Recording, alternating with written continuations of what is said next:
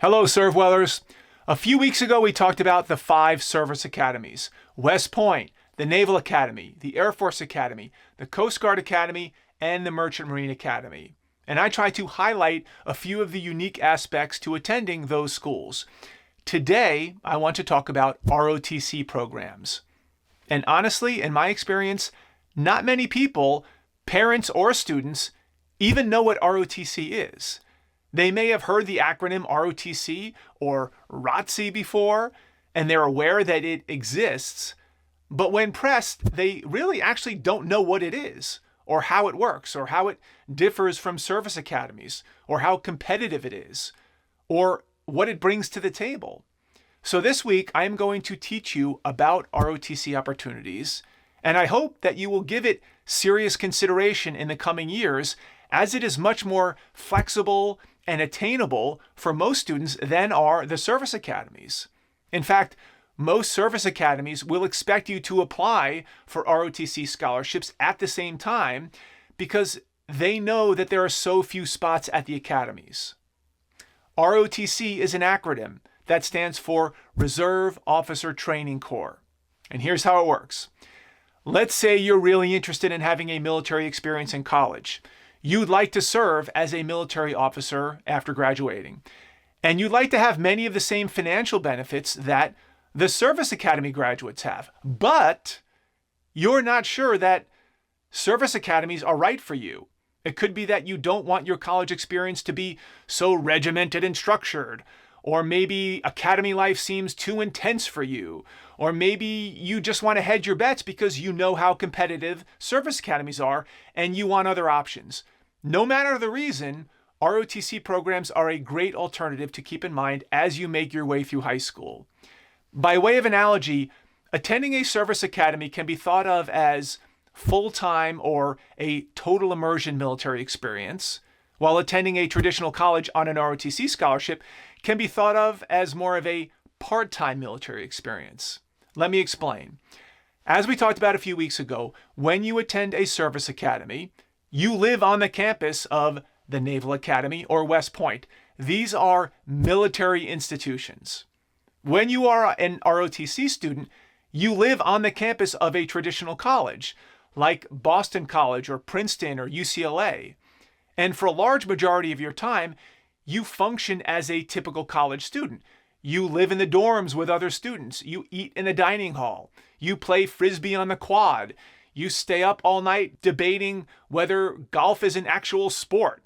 You join the intramural rugby team. You order pizza and hot wings to your dorm room at 3 a.m.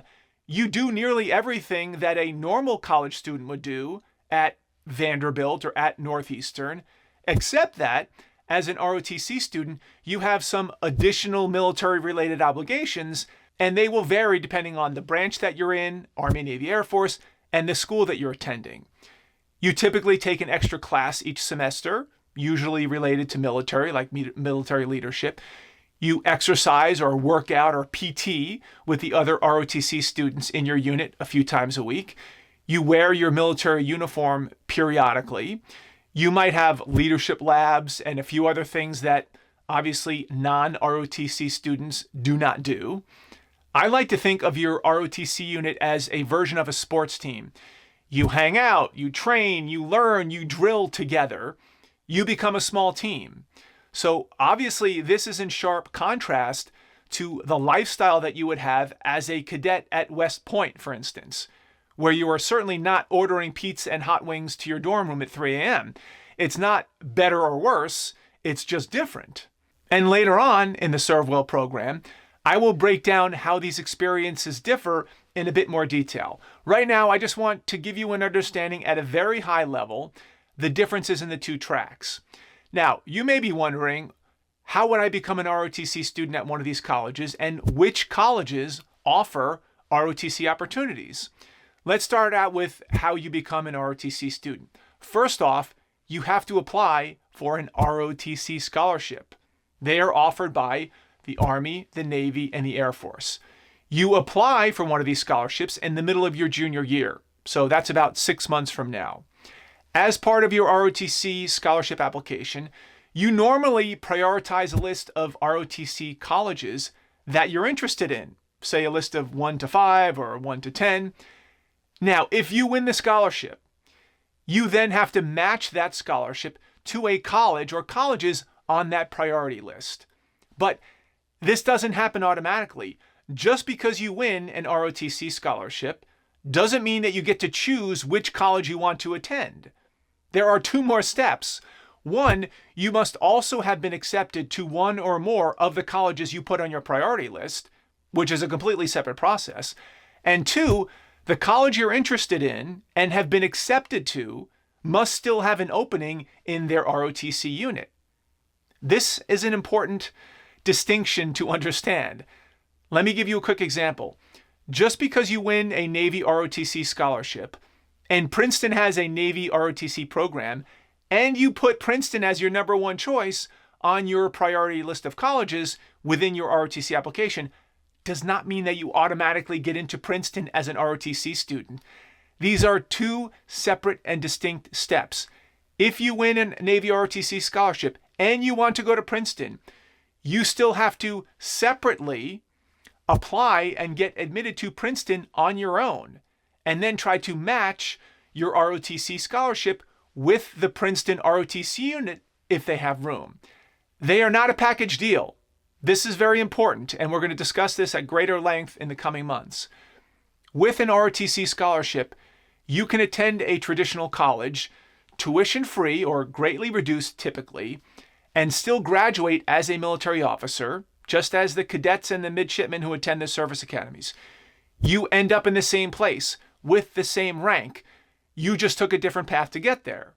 And yes, just like with the service academies, with ROTC scholarships, you also have a minimum of a 5-year commitment to serve as an officer in the military after you graduate. What I like to call a guaranteed job. Now, you might be thinking, which branches of the military offer ROTC programs and at which colleges and university? Here's a quick breakdown. The Navy offers Navy ROTC scholarship programs on about 150 campuses. As an aside, if you have your heart set on becoming a Marine officer, you would apply for a Navy ROTC scholarship and then check off the Marine option. Let's put that aside. The Army and the Air Force offer ROTC programs on over 1,000 campuses across the country. So lots and lots of colleges and universities offer these programs. And what types of traditional colleges? A wide variety, from San Jose State to Harvard to Texas Tech and everywhere in between. You can check the links below to see all the different schools with ROTC programs in each of the branches. Needless to say, there are a lot of options to think about. And even though Service Academy and ROTC and college applications don't even open for several months, it's important for you to know what to expect so that you can make appropriate adjustments now. For example, it's important to start thinking about what types of ROTC colleges you're interested in now, because that will dictate the grades, the SAT scores, the extracurricular activities, the summer jobs, the letters of recommendation that will be expected of you when you apply. Admissions officers at Princeton, for instance, will expect a much different profile from admissions officers from Fordham University.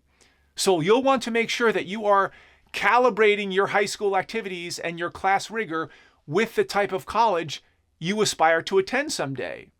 That's what I want to leave you with today. Again, we're going to cover this in more detail in the coming months and years. Suffice it to say, if this sounds interesting to you, keep listening to these weekly videos. Keep doing the work and keep trying your best. Until next week, continue to study hard, play hard, and don't forget to serve others.